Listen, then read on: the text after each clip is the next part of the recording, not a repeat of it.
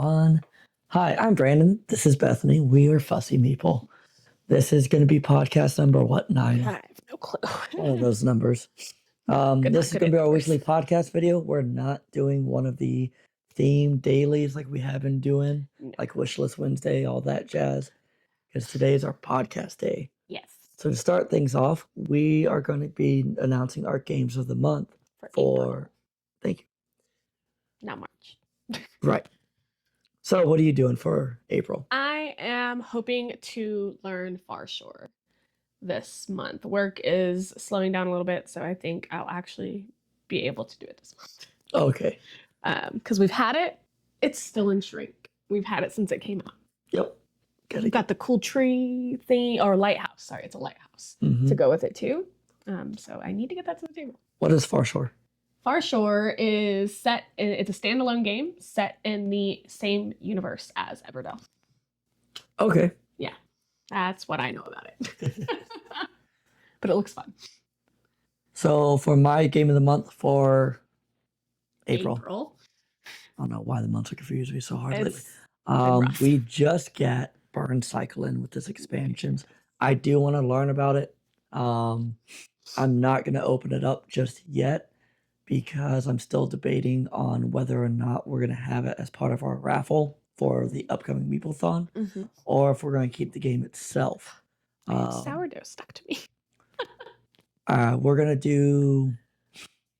to go live with the ticket sales a little early so that way I can kind of gauge how many people are actually interested in Meeplethon, and then that's what will be my deciding factor. Yes. It is going to be the first year we're doing this, so we're not expecting a whole lot, super large turnout, but we're trying to kind of prep for it just in case. Right. We have a very active board game community here in San Antonio, but because this is our first year and we are still relatively new to the area, we're not sure how the turnout's going to be yet. This is kind of our tester year to see how it goes and formulate a better plan for next year. And before we get into the new games we got in, I'm going to do a little plug. If you like our videos, make sure to like and subscribe. And if you're interested in the coffee we're drinking for this week, it is Dragon Roast Coffee. That's where our mugs came from. And we will include our affiliate link in the description box below. Yep.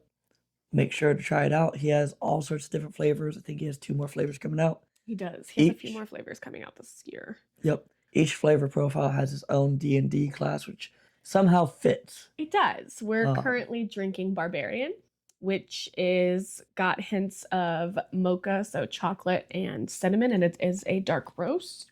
It is whole bean coffee, so I ground it down to an espresso grind and made our coffees this morning with it.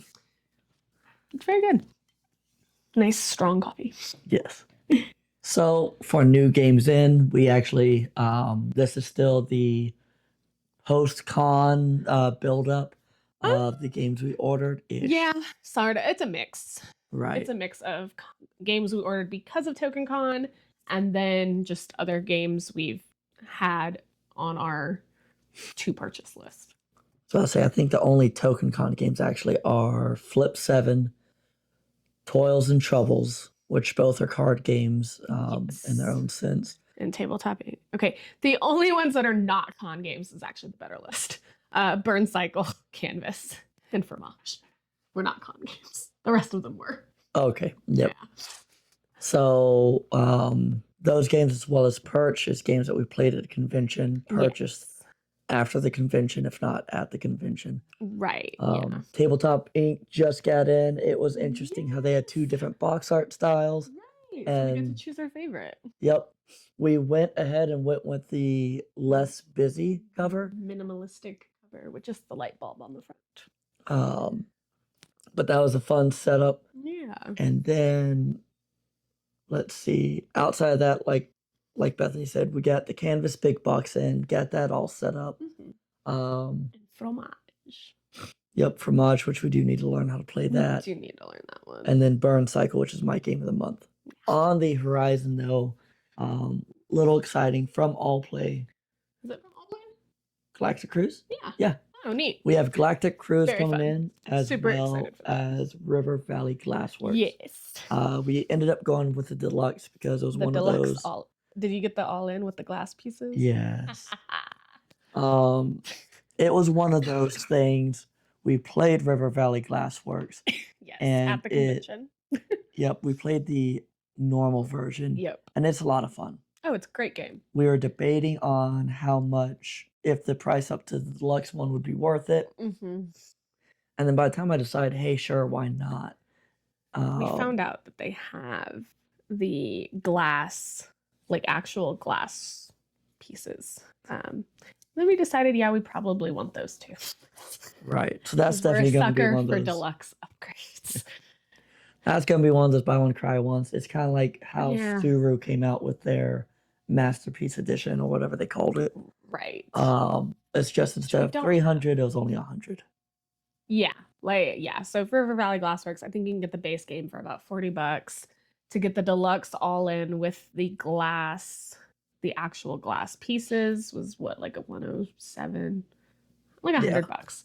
So it was a big price jump as far as like deluxifying a game goes, but we're a sucker for deluxe upgrades and the idea of having the nice clinky glass sounds and we like theme and deluxe components. So yeah. And whenever it comes to Kickstarters on the way here, like they're in the US, they're being fulfilled right now. We have both Photo Tour and Boss Monster, the big box. Yeah. Boss Monster is one of the games I started playing while I was in Japan. Loved it.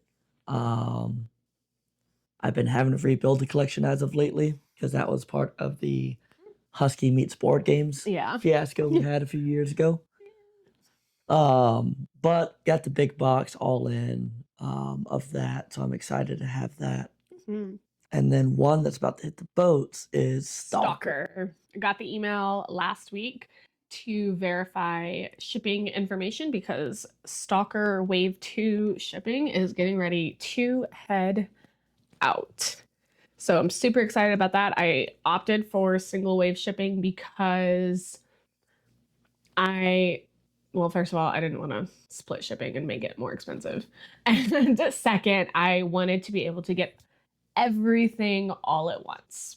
So I'm super excited for Stalker to be coming in.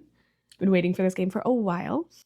I was going to say, we did single wave shipping for both this and Nemesis. Yeah. Kind of regretting it, kind of not. Only because getting the base game early is nice because you get to learn the base game while all the extra stuff comes in a little bit later. The issue with that, though, is if you've already played it a bunch of times and now you found a new kind of interest.